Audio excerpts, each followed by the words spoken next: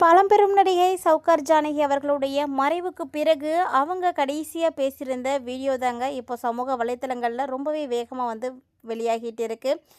அந்த அளவுக்கு அவங்க கடைசியாக வெளியிட்டிருக்கக்கூடிய வீடியோவில் என்ன விஷயங்கள் எல்லாம் பேசியிருக்காங்க அப்படின்றத பற்றி தான் நாம் இந்த பதிவில் தொடர்ந்து பார்க்க போகிறோம். சௌகார் ஜானகி அவங்கள பற்றி எல்லாருக்கும் தெரியும். அவங்க பார்த்திங்கன்னா ஒரு மிகப்பெரிய நடிகை. நிறைய ஜாம்பவான்களோடலாம் நடிச்சிருக்காங்க. அவங்களுடைய நடிப்பு திறமையை நம்ம சொல்லி தான் தெரிஞ்சுக்கணும் அப்படின்றதெல்லாம் கிடையாது. அந்த அளவுக்கு ஒரு மிகச்சிறந்த நடிகை.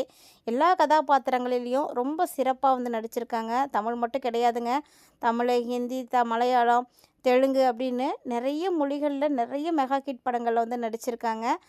அவங்க எப்போ இந்த பேட்டியை கொடுத்துருந்தாங்க அப்படின்னு பார்த்திங்கன்னா 2022ஆம் ஆண்டு தாங்க கொடுத்துருந்தாங்க. அவங்க அந்த டைமில் ஏன் பேட்டி கொடுத்துருந்தாங்க அப்படின்னா, அப்போ தான் அவங்களுக்கு மத்திய அரசால் பத்மஸ்ரீ விருதானது கிடச்சிச்சு. அவங்களுடைய நடிப்பு திறமையை பாராட்டி மத்திய அரசு அப்போ தான் அவங்களுக்கு அவார்ட் கொடுத்தாங்க. அவங்க அந்த அவார்ட் வாங்கினதுக்கு அப்புறமா தான் நிறைய விஷயங்களை ஷேர் பண்ணியிருந்தாங்க. அதாவது அவங்க என்ன சொல்லியிருந்தாங்கன்னா, என்னுடைய வாழ்க்கை எனக்கு ரொம்ப நல்லாவே அமைஞ்சிச்சு. நான் எதிர்பார்த்ததை விட எனக்கு நல்லாவே இருந்துச்சு. என்னோடய குழந்தைங்க, என்னுடைய கணவர் அப்படின்னு நான் ரொம்ப சந்தோஷமாக என்னுடைய குடும்ப வாழ்க்கையிலையும் இருந்தேன்.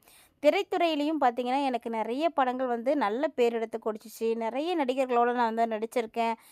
என்னுடைய வாழ்க்கையில் நான் எதுக்கு மேலே எதுக்கு ஆசைப்பட போகிறேன். எனக்கு எல்லாமே கிடச்சிருச்சு. நான் எல்லாமே பார்த்துட்டேன். ரொம்ப சந்தோஷமாக இருக்குது. இதை விட இந்த அரசு எனக்கு பத்மஸ்ரீ விருது கொடுத்தது எனக்கு இன்னும் சந்தோஷமாக இருக்குது. இப்போயும் பார்த்தீங்கன்னா கிட்டத்தட்ட எனக்கு 90 வயசுக்கு மேலே ஆயிடுச்சு. சொல்லப்போனால் எப்போ வேணால் என்ன வேணால் எனக்கு ஆகலாம். ஆனால் எனக்கு இது ஆகிடுமோ அப்படின்னு நான் பயப்படவே கிடையாது. ஏன்னா நான் என் வாழ்க்கையில் எல்லாத்தையுமே பார்த்துட்டேன். எனக்கு இதுதான் குறை அப்படின்னு சொல்கிறதுக்கு ஒன்றுமே இல்லை. எனக்கு பார்த்திங்கன்னா 2 3 குழந்தைங்க இருக்காங்க. நான் ரொம்ப சந்தோஷமாக இருந்தேன். என்னையும் அவங்க நல்லா பார்த்துக்கிட்டாங்க.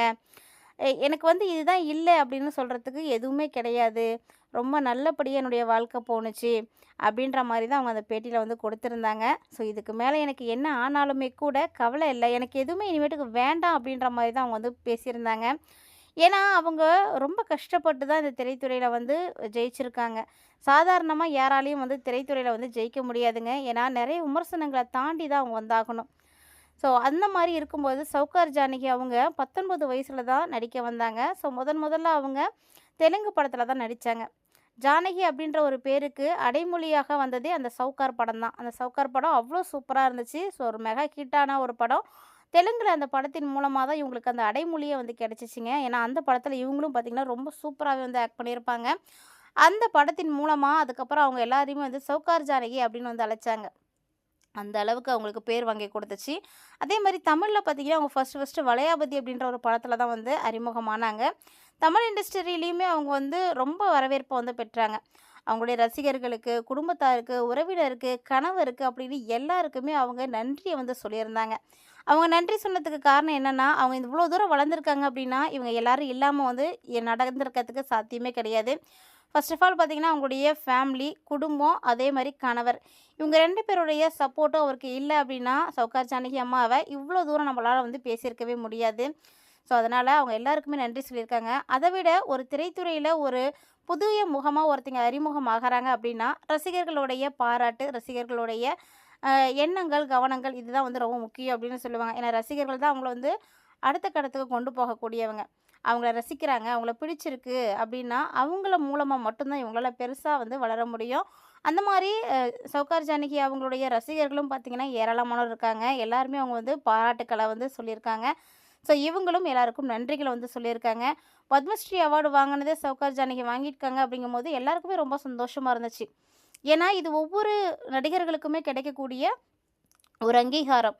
நம்மளுடைய நடிப்புக்கு, அவங்களுடைய உழைப்புக்கு கிடைக்கக்கூடிய அங்கீகாரமாக தான் இதெல்லாம் பார்க்குறாங்க. அப்படி பார்க்கும்போது சௌகார் ஜானகிக்கும் பார்த்திங்கன்னா இந்த அவார்டு கிடச்சிருந்தது. 2022ல் இந்த ஒரு பேட்டி கொடுத்துருந்தாங்க.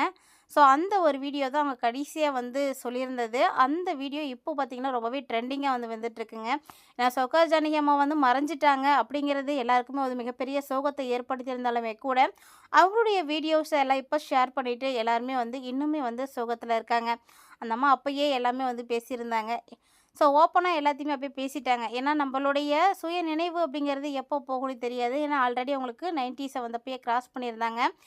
இப்போ பார்த்தீங்கன்னா 94வது வயதில காலமாயிருக்காங்க. ரீசென்ட்டா தான் இவங்க உடல்நல குறைவால ரொம்பவே வந்து பாதிக்கப்பட்டிருக்காங்க. அது மட்டும் இல்லாம மூச்சு விட முடியாம ரொம்ப கஷ்டப்பட்டுருக்காங்க. ஸோ ஃபேமிலியில இருக்கக்கூடியவங்க எல்லாருமே பக்கத்தில இருக்கக்கூடிய ஹாஸ்பிட்டல்ல போய் அட்மிட் பண்ணும்போது, டாக்டர்ஸுமே ரொம்ப வந்து போராடினாங்க. ஆனா அவங்களால பார்த்தீங்கன்னா, இயற்கையா வந்து சுவாசிக்க முடியாத ஒரு நிலைய வந்து அடைஞ்சுட்டாங்க. அதுக்கப்புறமா வென்டிலேட்டர் உதவியோட அவங்களுக்கு வந்து சிகிச்சை கொடுத்துட்டு இருந்தாங்க. ஆனாலுமே கூட அவங்களுடைய வயது மூப்பு எந்த சிகிச்சையும் வந்து அக்செப்ட் பண்ணிக்கல. ஸோ உடல் வந்து ரொம்பவே வந்து வீக் ஆயிடுச்சு. அதனால அவங்களோடக்கு பார்த்தீங்கன்னா, ரொம்ப தாங்க முடியாத பெயின்லாம் வந்துருந்துச்சு. திடீர்னு பார்த்தீங்கன்னா காலமாயிட்டாங்க. அதாவது இவங்களுக்கு வந்து ஹாஸ்பிட்டல்ல போய் அட்மிட் பண்ண 1 ஆர் 2 செகண்ட்லேயே பார்த்தீங்கன்னா, மூச்சு விடுறதுக்குலாம் ரொம்ப கஷ்டமாயிருச்சு. ரொம்ப பெயின்லாம் வந்துடுச்சு. ஸோ இதுக்கு மேல கொஞ்சம் கஷ்டம் அப்படின்ற மாரி தான் இருந்தது. ஏன்னா 94 வயது அப்படிங்கும்போது, அந்த டைம்ல மூச்சு திணறல் வரதுன்றது எல்லாருக்குமே வந்து ரிஸ்க் தான். ஸோ அப்படி இருக்கும்போது சௌகார் ஜானகி அவங்களையும் வந்து இதுக்கு மேல வந்து அந்த அளவுக்கு வந்து காப்பாத்த முடியுமா அப்படின்றது தெரியல. ஸோ இருந்தாலுமே நம்பிக்கை கைவிடாம டாக்டர்ஸ்லாம் தொடர்ந்து முயற்சி பண்ணாங்க. ஸோ அவங்க எந்த சிகிச்சையும் பலன் இல்லாம நேத்து பார்த்தீங்கன்னா, பிற்பகல் 2 மணி அளவுல வந்து உயிரிழந்திருந்தாங்க. ஸோ இப்போ அவங்களுக்கான இரங்கல்கள் தான் வந்து போயிட்டுருக்கு. இவங்களுக்கு எல்லாருமே திரைத்துறையில இருக்கக்கூடிய ஒவ்வொருத்தருமே வந்து இரங்கல்கள வந்து தெரிவிச்சிட்ருக்காங்க. அதே போல தாங்க கமலஹாசன் சாரும் வந்து அவருடைய இரங்கல வந்து இப்போ பதிவு செய்திருக்காரு. அவர் என்ன சொல்லியிருந்தாரு அப்படின்னா, நான் எப்போதும் சொல்ற மாரி தான் சௌகார் ஜானகி அம்மாவ என்னுடைய அம்மா. நான் வந்து உங்களுக்கு வந்து பிள்ளை அப்படின்ற மாரி தான் அவர் அடிக்கடி வந்து சொல்லுவாரு. ஸோ அந்த விஷயத்த அவர் அவங்ககிட்டயே வந்து நெறைய முறை ஷேர் பண்ணியிருக்காரு. நெறைய இடங்கள்ல வந்து சொல்லியிருக்காரு. ஸோ இன்னைக்கு என்னுடைய அம்மாவ நான் வந்து இழந்திருக்கேன் அப்படின்னு ரொம்பவே வந்து வருத்தப்பட்டு வந்து பேசியிருக்காரு. ஏன்னா ஒவ்வொருத்தருக்குமே அம்மா அப்படின்றவங்க எவ்வளோ முக்கியம் அப்படின்னு தெரியும். இந்த சூழ்நிலையில சௌகார் ஜானகி அம்மாவுடைய மறைவு கமலஹாசன் சாருக்கு ரொம்ப மிகப்பெரிய வருத்தத்த வந்து கொடுத்துருக்கு. ஏன்னா தன்னுடைய பக்கபலமா இருந்த ஒரு ஆள நான் இழந்துட்டேன். இந்த உலகத்தில வந்து என்னுடைய அம்மாவ நான் இழந்திருக்கேன் அப்படின்ற மாரி அவர் ரொம்பவே வந்து கவலைப்பட்டுருக்காரு. ஸோ அவங்கள பத்தி நெறைய விஷயங்கள் வந்து பேசியிருக்காரு.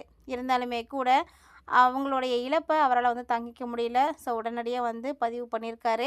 அதே மாரி தாங்க தமிழ்நாட்டினுடைய முதலமைச்சரா இருக்கக்கூடிய விஜய் அவர்களும் சௌகார் ஜானகி அம்மாவ பத்தின இரங்கல்கள வந்து பதிவு பண்ணியிருக்காங்க. ஸோ இவங்க மட்டும் இல்லாம ஒவ்வொரு திரைத்துறையில இருக்கக்கூடிய முக்கியமானவர்களுமே சௌகார் ஜானகி அம்மாவுக்கு இரங்கல்கள வந்து தெரிவிச்சிட்ருக்காங்க. எல்லாருடைய மனதிலயுமே நீங்க இடம் பிடித்திருக்கக்கூடிய சௌகார் ஜானகி அம்மாவினுடைய ஆன்மா சாந்தி அடையணும் அப்படின்னு நீங்களும் வந்து பிரார்த்தனை பண்ணிக்கோங்க. ஸோ அவங்களுடைய வாழ்க்கை வரலாறுகள பத்தி நம்ம வந்து நெறைய பேசலாம். இருந்தாலுமே கூட அவங்களுடைய மறைவு இன்னைக்கு திரையுலகத்தில மிகப்பெரிய அளவுல சோகத்த வந்து ஏற்படுத்தியிருக்கு. நீங்க சௌகார் ஜானகி அம்மாவினுடைய படங்கள வந்து பார்த்துருக்கீங்களா? ரசிச்சிருக்கீங்களா? ஏன்னா 1950, 60ல தான் இவங்க வந்து ரொம்ப வந்து ஃபேமஸா இருந்தாங்க. ஸோ இப்ப இருக்கக்கூடியவங்களுக்கு இவங்கள பத்தி பெருசா தெரியுமான்னு தெரியல. இருந்தாலுமே கூட நெறைய பேருக்கு வந்து இவங்கள தெரிஞ்சிருக்கிறதுக்கு வாய்ப்பு இருக்கு. உங்களுக்கு அது மாரி இவங்கள பத்தி தெரிஞ்சிருக்கு, இவங்கள நீங்க பார்த்துருக்கீங்க அப்படின்னா, மறக்காம வீடியோக்கு ஒரு லைக் பண்ணிக்கோங்க. மேலும் இந்த மாரி நெறைய சினிமா சார்ந்த அப்டேட்ஸ் எல்லாம் நீங்க உடனுக்குடன் பார்த்து தெரிஞ்சுக்கிறதுக்காக மறக்காம நம்ம சேனல சப்ஸ்கிரைப் பண்ணிட்டு ஃபாலோ பண்ணிக்கோங்க.